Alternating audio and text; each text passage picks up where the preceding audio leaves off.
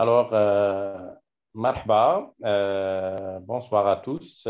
En ce samedi 16 avril 2022, يوم العلم 16 أبريل 2022. نرحب بالسيدة فاطمة الزهراء أبو عياد اللي ألفت كتاب الطبخ الجزائري لا كويزين الجيريان. مرحبا بها. دونك نعطيك الكلمة بعد الشكر للحضور والشكر للدكتور طارق عليلي اللي مكننا بالاتصال وقام بالدعوة، والدكتورة ماها شايب اللي قامت بتحضير الحصة ووضع كل الأمور المتعلقة بهذه الحصة. إذن الكلمة للسيدة فاطمة الزهراء أبو عياد. أولا باش تقدمي نفسك ومن بعد تقدمي لنا الكتاب، ومرحبا بك. شكرا. يعطيك الصحة. Tout d'abord, cher docteur Ilyes Barli et cher interlocuteur, مساء الخير. صحة صيامكم. Quel fut il y a quelques jours mon honneur lorsque M. Alili, que je remercie infiniment, m'a contacté et m'a proposé de participer à une visioconférence pour parler de mon livre La cuisine algérienne pendant ce mois sacré Ramadan 2022. Donc je me présente.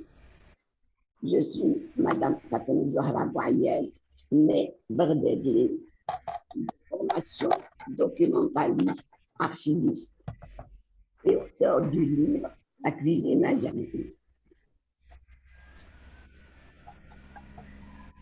Bon, maintenant, c'est comme une idée pourquoi le but d'écrire un livre sur la cuisine algérienne. En effet, à l'époque coloniale, une grande partie de la population algérienne a perdu contact avec la cuisine ancestrale et ne pratiquait plus qu'un nombre restreint de plats simples. Et cette population menait une vie humble, conséquence du déracinement à la suite de conquête française et de bouleversements sociaux, économiques et françaises.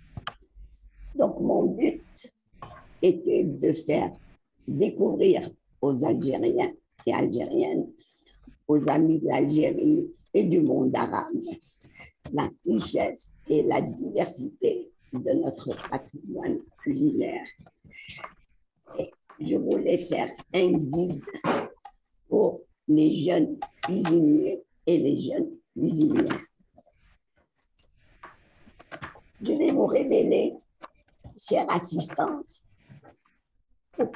comment j'ai écrit ce livre sur la cuisine algérienne et les circonstances qui m'ont amené à faire un livre. Dès les premières années de l'indépendance, le directeur général de l'unique Société nationale d'édition et de diffusion en Algérie, c'était la SNED, avait à la tête M. Amazouz, qui était un grand ami de la famille. Et il venait très souvent partager nos plats avec des mets traditionnels. C'était un fin gourmet au cours d'une soirée à Ramadan dans les années 70. Ça ne me rajeunit pas. Et après le ftor, M. Amazouz nous fit un petit discours qui fut à l'origine de la rédaction de mon livre sur la cuisine algérienne. M. Amazouz a signalé la richesse de notre cuisine représentée par une multitude de plats il faut sauver de l'oubli, a dit M. Amazouz, des recettes qui vont disparaître et qui ne sont pas connues de jeunes. Et M. Amazouz m'a proposé de m'en occuper étant donné ma formation d'archiviste documentaliste, ce qui m'a aidé à faire des recherches et à rédiger un document sur la cuisine traditionnelle algérienne. Je vais vous parler comment j'ai procédé à la rédaction de mon livre. Depuis le jour où M. Amazouz m'a demandé de rédiger un document sur la cuisine algérienne, j'ai commencé à recueillir et à rédiger des recettes et à classer les recettes sur fiches. Dans toutes les réunions de famille et d'amis, ainsi que dans les réceptions, étant donné que les femmes parlent beaucoup cuisine, j'avais toujours sur moi un bloc-notes où je notais toutes les recettes traditionnelles que je pouvais récupérer. J'ai par la suite fait appel à plusieurs grandes cuisinières et cuisiniers de toutes les régions d'Algérie, de jusqu'à Tlemcen et d'Alger jusqu'à Adra.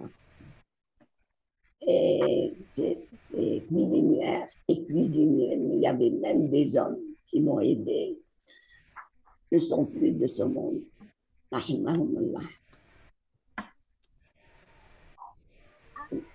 Les informatrices. Et malheureusement, ces informatrices ne faisaient qu'une cuisine de coup d'œil. Et ni un misani. Alors, il fallait faire subir à toutes mes recettes l'épreuve du feu afin d'avoir les précisions quantitatives ainsi que le mode de cuisson, de préparation et de préparation. Cette tâche rude et compliquée a duré 4 années.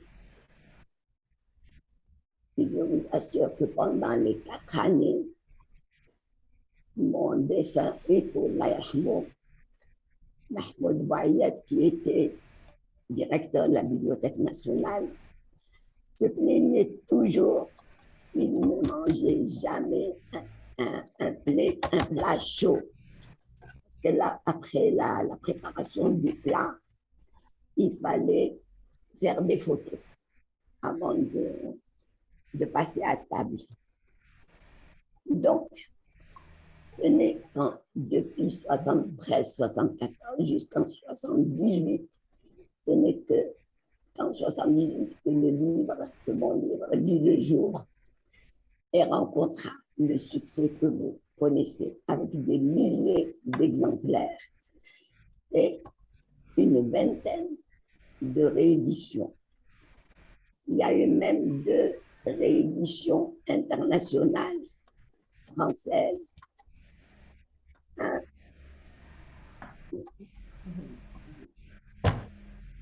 par l'éditeur français Messidor, que je montre.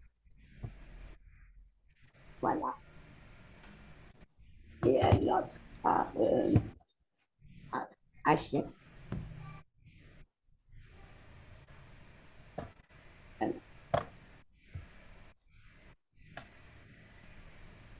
Alors, l'éditeur Messidor, c'était en 83. Et en abrégé, c'était en 88, avec une réédition en langue nationale et qui s'appelle Tabkh al-Jazairi.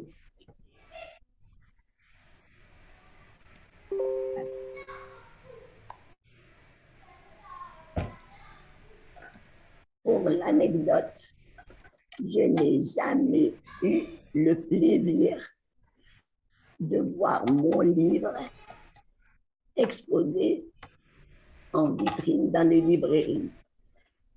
Il y avait des milliers d'exemplaires, mais ils ne se vendaient que sous le comptoir. Ils étaient tellement prisés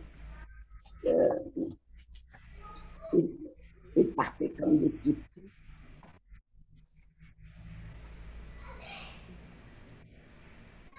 Voilà, maintenant, Jean.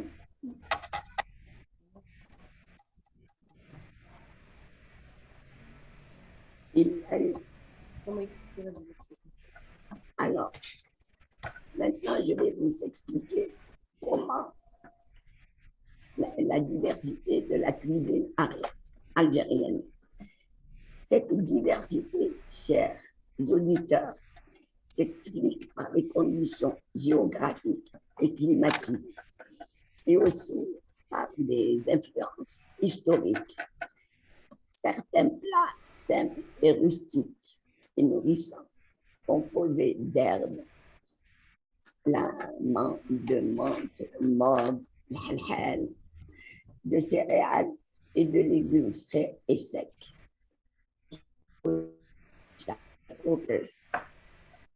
Chouchoura, Tichirknah étaient toujours appréciés dans nos montagnes et nos campagnes. Alors, ces plats sortaient directement des marmites de terre de nos aïeux, des plus lointains, nos ancêtres de Numidie.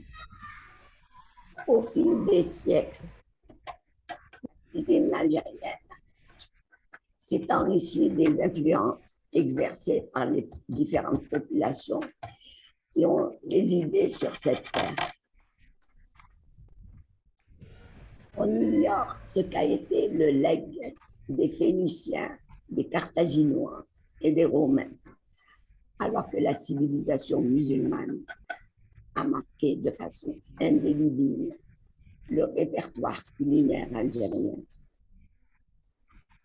En effet, la civilisation musulmane, à son apogée, a transmis d'abord les secrets des recettes de Damas, de Bagdad et du Caire, puis ceux des cités d'Espagne musulmane jusqu'à l'Afrique du Nord. Ce sont les réfugiés espagnols musulmans et juifs chassés de la péninsule ibérique par la Reconquista qui ont apporté avec eux un grand nombre de savoir-faire culinaires comme les plats gratinés, les narines qu'on appelle la tlemcen khetzer et la brania. Ariti vient du nom Bouran, une cuisinière de l'époque ottomane.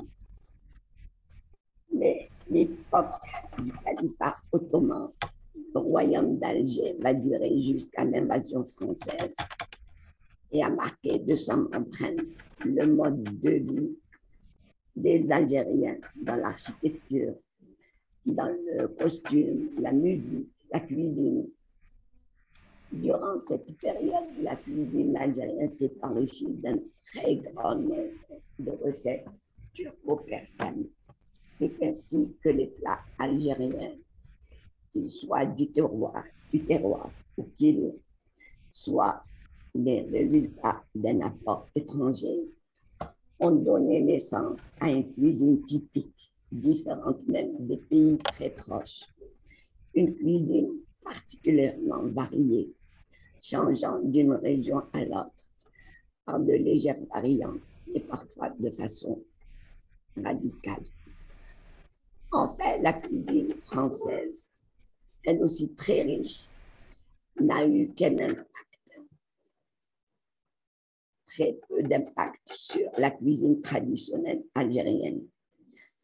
Après l'indépendance, certaines spécialités françaises et italiennes furent adoptées par une partie de la population, particulièrement les jeunes. Voilà comment cette cuisine est devenue très riche. Donc, à partir, et comme je suis née dans une ville qui a gardé ses traditions et même ses traditions culinaires, donc c'était le noyau, le premier noyau que j'ai récolté de mes recettes sur la cuisine traditionnelle algérienne. Voilà. Et dans le cadre de l'année de l'Algérie en France, en 2003, j'ai été sollicitée par le ministère de la Culture pour présenter un livre sur la gastronomie algérienne, mais un livre qui a été classé dans la collection Beaux-Arts, où se conjuguait histoire et cuisine traditionnelle. Je vais vous le montrer. Première édition était en rouge.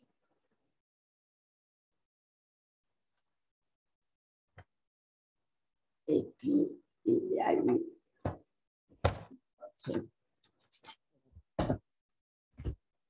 une autre couverture. Voilà.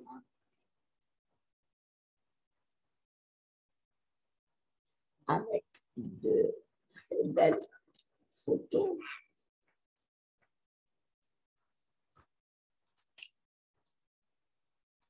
Et de belles iconographies.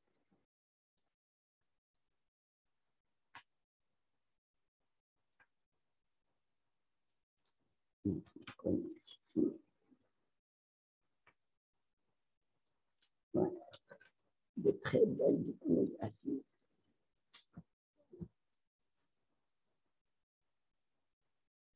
Et chaque chapitre était précédé par une historique sur la cuisine algérienne, comme par exemple, je prends l'exemple du couscous.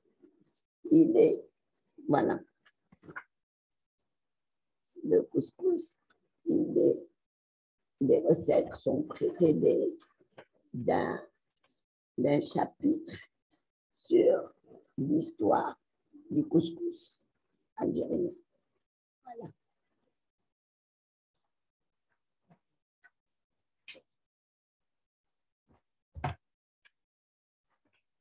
Donc, il a été édité en 2003 pour l'année de l'Algérie en France.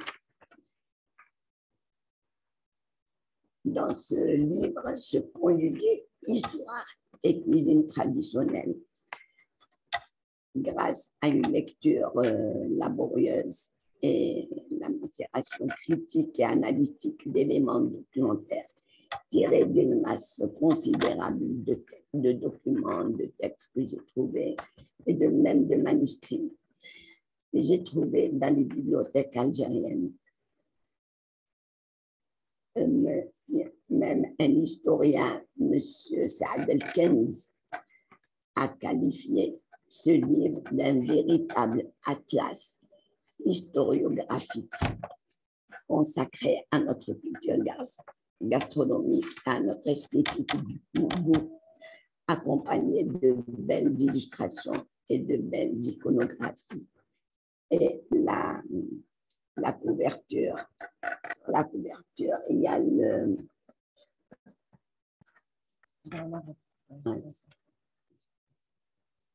La couverture, il y a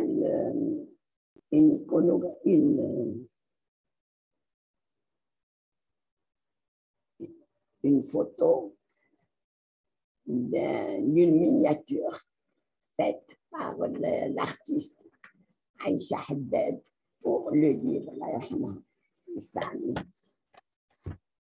Donc, le ministère de la Culture a édité, a pris en charge ce livre et l'a traduit en langue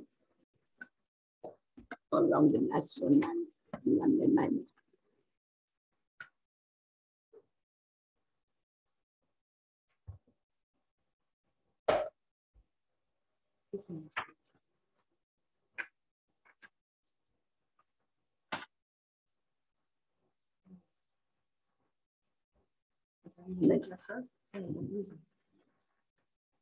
En conclusion, messieurs, dames,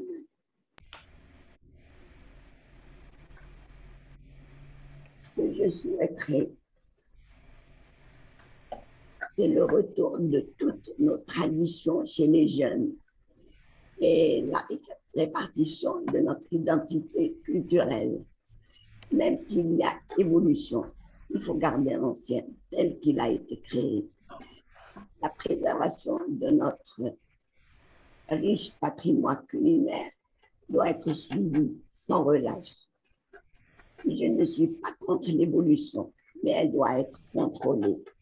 Il faut garder la souche mère, car les jeunes maintenant essayent d'améliorer des recettes, revisiter des recettes. Je ne suis pas contre, mais il faut garder la souche mère. Inch'Allah. Voilà, comme ça.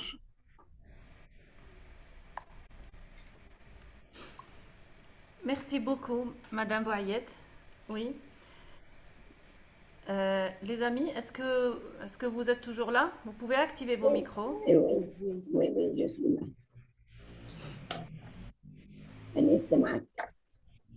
Tariq? Oui. Oui. Apparemment, il y a un problème technique. Il y a des gens qui n'arrivent pas à accéder à cette conférence. Donc, je vais suspendre celle-ci, créer un nouveau lien en 2 minutes et le relancer sur le groupe. Je vais vous l'envoyer aussi, Madame Fatima Zahra, sur votre boîte Telegram. Donc, voilà, on va déconnecter puis se reconnecter pour continuer le débat. Très bien. Ça vous arrange? Ça marche. Ok, d'accord. Donc, j'arrête l'enregistrement ici.